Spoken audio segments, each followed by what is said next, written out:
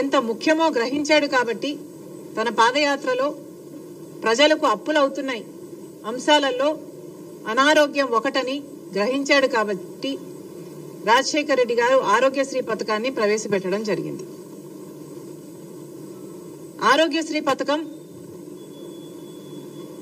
ఒక మన రాష్ట్రంలోనే కాదు ఎన్నో ఇతర రాష్ట్రాలలో కూడా ఇది అద్భుతమైన పథకము అని దీన్ని సర్టిఫై చేస్తూ ఎన్నో పక్క రాష్ట్రాలు కూడా దీన్ని కాపీ చేయడం జరిగింది. ఈరోజు మన భారతదేశంలో ఆయుష్మాన్ భారత్ అయినా యుఎస్ లాంటి దేశాలైనా ఇలాంటి ఎన్నో ఈ ఆరోగ్యశ్రీ పథకాన్ని కాపీ చేయడం జరిగింది.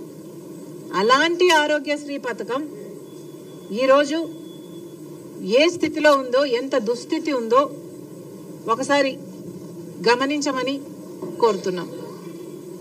వీళ్ళు ఈ లేఖలో చెప్పిన ప్రకారము సెప్టెంబర్ 23లో మాకు ఆఖరిన పేమెంట్స్ వచ్చాయి. సెప్టెంబర్ 23 తర్వాత మాకు పేమెంట్స్ రాలేదు. ఈ రోజుటి వరకు అప్పటి నుంచి బకాయిలు వేసుకుంటే స్పెషాలిటీ హాస్పిటల్స్ కు సంబంధించే 2500 కోట్ల రూపాయలు ప్రభుత్వం కట్టాల్సి ఉంది. ఇక ప్రైవేట్ హాస్పిటల్స్ అన్ని కలుపుకుంటే 3000 కోట్ల రూపాయలకు పైగానే బకాయిలు ఉన్నాయి అని అంచనా. మరి ఇంత అద్భుతమైన ఆరోగ్యశ్రీ పథకానికి జగన్మోహన్ రెడ్డి గారు రాజశేఖర రెడ్డి గారు కొడుకయ్యుండి నేను వారసుని అని చెప్పుకుంటూ జగన్మోహన్ రెడ్డి గారు సెప్టెంబర్ 23 తర్వాత ఆరోగ్యశ్రీకి బిల్లులు ఎందుకు కట్టలేదు? జగన్మోహన్ రెడ్డి గారు సమాధానం చెప్పాలి. అసలు రాజశేఖర రెడ్డి గారికి ఈ పథకం ఎంత ఇష్టమైన పథకమో జగన్మోహన్ రెడ్డి గారికి తెలియని విషయం కాదు. ఇది మా కుటుంబానికి పర్సనల్ గా ఆరోగ్యశ్రీ ఇది డెవలప్ అవుతున్న సమయంలోనే ఇది రాజశేఖర రెడ్డి గారికి ఎంత ప్రియమైన పథకమో మా అందరికీ తెలిసిన విషయం. అలాంటిది జగన్మోహన్ రెడ్డి గారు సొంత కొడుకై ఉండి నేనే వారసుని అని చెప్పుకుంటున్నారు కదా. మరి అలాంటప్పుడు రాజశేఖర రెడ్డి గారి ఆరోగ్యశ్రీ పథకానికి మీరు బిల్లులు ఎందుకు కట్టలేదో జగన్మోహన్ రెడ్డి గారు సమాధానం చెప్పాలి. సెప్టెంబర్ లో లాస్ట్ లో 2023 సెప్టెంబర్ 3లో 23కి లాస్ట్ బిల్లు వీళ్ళకి అందిందంట. దాని తర్వాత మాకు డబ్బులు అందలేదు, మేము ఎలా నడుపుకోవాలి అని వీళ్ళు అడుగుతున్నారు. ఈ రోజుకి దాదాపు 3000 కోట్ల రూపాయలు వీళ్లకు అప్పులున్నాయి. మరి ఇప్పుడు చంద్రబాబు గారు ముఖ్యమంత్రిగా ఉన్నారు. చంద్రబాబు గారు ఆరోగ్యశ్రీ పథకానికి డబ్బులు ఎందుకు చెల్లించటం లేదు? ఈ అసోసియేషన్స్ వాళ్ళు మీ దగ్గరికి వచ్చి వాళ్ళ గోడు చెప్పుకొని ఆరోగ్యశ్రీ CEO దగ్గరికి వెళ్ళి మల్టిపుల్ టైమ్స్ మా గోడు చెప్పుకున్నా కూడా మమ్మల్ని అర్థం చేసుకున్న పాపాన పోలేదు. ఎన్నిసార్లు మా నివేదికలు ఇచ్చి మేము అలసిపోయాము.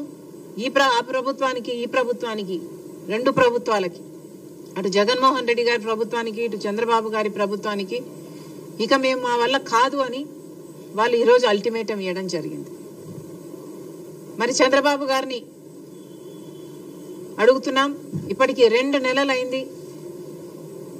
మీరు స్వేరింగ్ ఇన్ చేశారు, ముఖ్యమంత్రి అయ్యారు, కూటమి ప్రభుత్వం. మీకు తెలుసు రాష్ట్రానికి ఉన్న ఇబ్బందులన్నీ మీకు తెలుసు. అయినా రాష్ట్ర భవిష్యత్తు నాది బాధ్యత అని మీరు భుజాన వేసుకొని కూటమి ప్రభుత్వం నేను చేయగలను, నాకు 40 ఏళ్ల ఎక్స్పీరియన్స్ ఉంది అని మీరు చెప్పి అధికారంలోకి వచ్చారు.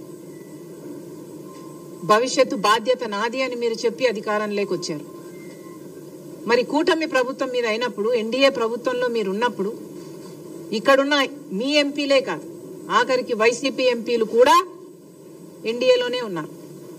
అందరూ కలిస్తే 25 మంది ఎంపీలు. బీజేపీ పార్టీ మన ఎంపీలను వాడుకుంటుంది. మరి ఇలాంటప్పుడు మనకేం చేస్తున్నారు వాళ్ళు? మనకు కనీసం ఆరోగ్యశ్రీకి కూడా బిల్లులు ఇచ్చుకోలేని స్థితిలో మనం ఉన్నాము. ఉంటే ఎన్డీఏ ప్రభుత్వం ఏం చేస్తుందో చంద్రబాబు గారు, బీజేపీ పార్టీ సమాధానం చెప్పాలి. మళ్ళీ చెప్తున్నాం, ఆరోగ్యశ్రీ పథకం అన్నది అద్భుతమైన పథకం. ఎవరు మొదలు పెట్టారు అన్న విషయం పక్కన పెడితే, as a scheme Aarogyasri is an excellent scheme. దేశ విదేశాలలో ఎంతో మంది దీన్ని మళ్ళీ ఎమ్యులేట్ చేయడం జరిగింది. కారణం, ఇది ఎంతో మంది పేద ప్రజలకు ఆసరా ఇచ్చే పథకం కాబట్టి ఈ ఆరోగ్యశ్రీ పథకాన్ని రక్షించాల్సిన బాధ్యత ప్రతి నాయకునికి ఉంది, ఇర్రెస్పెక్టివ్ ఆఫ్ పార్టీస్. ఎవరు అధికారంలోకి వచ్చినా కూడా. నాకైతే ఆశ్చర్యంగా ఉంది, జగన్మోహన్ రెడ్డి గారు సెప్టెంబర్లో బిల్లులు చెల్లించారు, ఆ తర్వాత ఆరోగ్యశ్రీకి బిల్లులే చెల్లించలేదు అని. అసలు ఆరోగ్యశ్రీకే కాదు, ఫీజు రీయింబర్స్మెంట్ కూడా బకాయిలు ఉన్నాయి. అసలు జగన్మోహన్ రెడ్డి గారు, రాజశేఖర్ రెడ్డి గారు తలపెట్టిన జలయజ్ఞంకు కూడా 54 ప్రాజెక్టులు రాజశేఖర్ రెడ్డి గారు తలపెడితే 12 ప్రాజెక్టులు రాజశేఖర్ రెడ్డి గారు పూర్తి చేస్తే 42 ప్రాజెక్టులు మిగిలిపోయిన ప్రాజెక్టులను నేను 6 నెలల్లో పూర్తి చేస్తాను అని చెప్పిన జగన్మోహన్ రెడ్డి గారు, నేనే వారసుని అని చెప్పుకుంటున్న జగన్మోహన్ రెడ్డి గారు, మరి రాజశేఖర్ రెడ్డి గారి జలయజ్ఞం ప్రాజెక్టులు మీరు ఎందుకు పూర్తి చేయలేదు? మీరు సమాధానం చెప్పాల్సిన అవసరం ఉంది. మీరు రాజశేఖర్ రెడ్డి గారికి ఇంత ప్రియమైన ఆరోగ్యశ్రీ పథకానికి కూడా బిల్లులు చెల్లించలేదు. జగన్మోహన్ రెడ్డి గారి విషయం పక్కన పెడితే ఇప్పుడు చంద్రబాబు గారు ముఖ్యమంత్రిగా ఉన్నారు. Irrespective of parties, this is an excellent scheme. Chandrababu గారికి ఆరోగ్యశ్రీని రక్షించాల్సిన బాధ్యత ఎంతైనా ఉంది. ఆరోగ్యశ్రీ మన ప్రజలకు ఎంతో పనికొచ్చే పథకం కాబట్టి చంద్రబాబు గారు వెంటనే జోక్యం చేసుకోవాలి.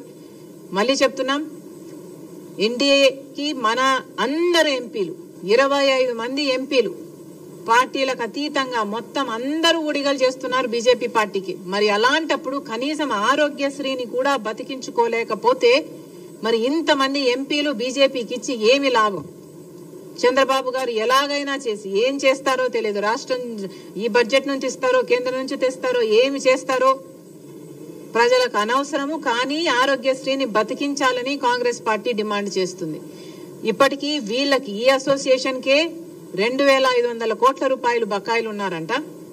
ఇది కాకుండా మిగతా ప్రైవేట్ హాస్పిటల్ అన్ని కలుపుకుంటే ఇంకొక 500 కోట్లైనా ఉంటుంది అని అంచనా. ఆ 3000 కోట్లను చంద్రబాబు గారు ఏ పద్ధతిలో తీరుస్తారు, ఎప్పుడు తీరుస్తారు? వీళ్ళని పిలిపించండి, మాట్లాడండి, వీళ్లకు భరోసా కల్పించండి.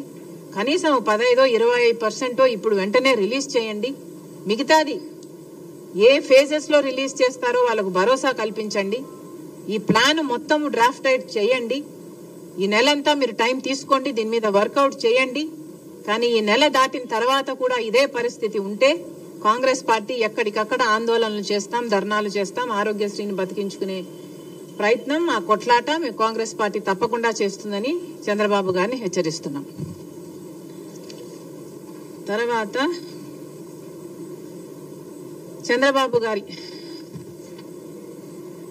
బాబు ష్యూరిటీ భవిష్యత్ గ్యారంటీ, ఇది చంద్రబాబు గారి సూపర్